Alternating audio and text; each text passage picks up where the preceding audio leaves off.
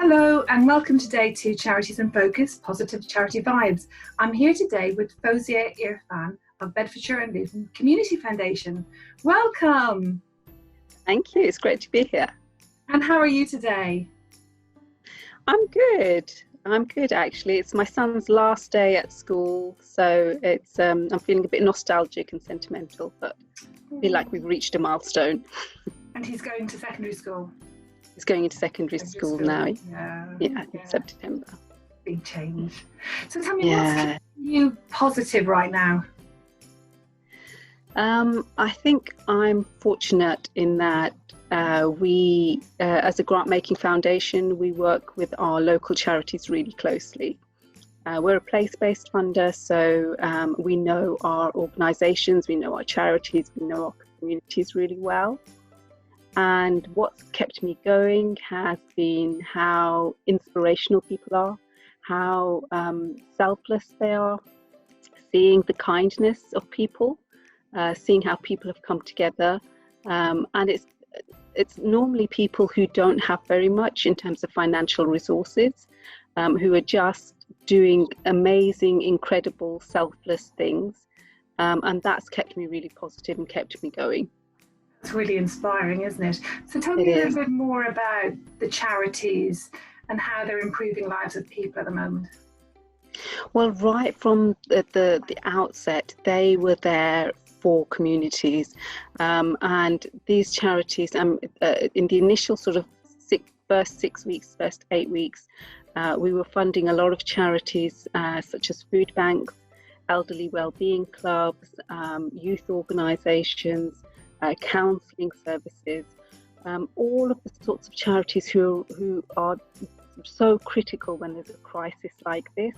And you know, particularly the food banks, we had the sort of established food banks who we knew and who we'd worked with for a long time, but we also had people coming together and setting up informal sort of collections, working you know, in mutual aid ways, very sort of fluid you know, movements, and that again was really inspiring. But the fact that they were able to identify, they were able to work with their communities, see where the need is, and just get everything there which needed to be there.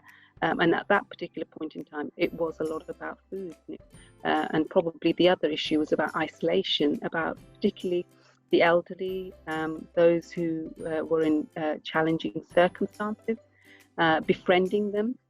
You know, this whole area of isolation and befriending, I think, was probably really underestimated before the current crisis. But the way that people have reached out to each other, connected with each other on Zoom, over the phone, just keeping an eye on each other, I think has just been amazing.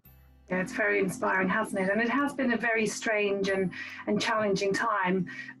Certainly for a lot of charity leaders, we have worked straight through. But in this time, a lot of people have been learning new skills and taking the time to do things different. Have you had a chance at all to learn new skills or bake amazing bread or learn French? The only thing that I've gone back to is art. When I was younger, I used to really enjoy art and drawing, etc. And as you get older and you become more involved in work and being a mum and all of that, you kind of forget that part of yourself. So actually having a bit more time has enabled me to go back to that. And my also the other thing is the baking. I love baking, and my kids and my husband have been really pleased because I've just been baking non-stop. so those are the two things that I think you know, have kept me going. That's lovely. Oh dear. So life as a charity leader can be really tough, and actually I think charity leaders are a little bit like superheroes in that they have a vision, they have drive, and they want to change the world for the best. That's why you become a charity chief exec or charity leader. So if you were a superhero, what would be your superpower apart from baking? I think positivity. I think always keeping positive despite the really, really challenging circumstances that we face and that our communities face. It's very easy to feel disillusioned, to feel tired, to feel drained. But I remember a charity leader I once spoke to, Darren Walker. He said to me that we're not in the business of despair, we're in the business of hope. And that's something I keep coming back to, that mindset of looking at things always as the glass half full rather than the glass half empty. I think there's something about that outlook that sustains you and keeps you going. Yeah, no, I totally agree. And really important right now. So can you share with us some tips for staying positive right now? I think the tip that sort of my mother and my grandmother and all the really strong women in my family have sort of passed down from generation to generation, and I think it particularly applies at this moment. They kept saying, and they've always said, whenever we face difficult circumstances, that you have to remember the saying that this is just a moment and it too will pass. And when you're in those crisis points, when you're in a situation, particularly as a charity leader, where you've got such an intense period of time that you're dealing with such conflicting priorities, you're desperate to work with the communities and people who are doing amazing work.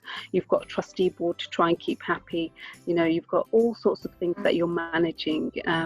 It can be quite overwhelming, and to remember that actually, that particularly with this current situation, this is a situation which we are going to have to deal with for a long time, and remembering that it's just a moment and that particular moment too will pass, I think is important.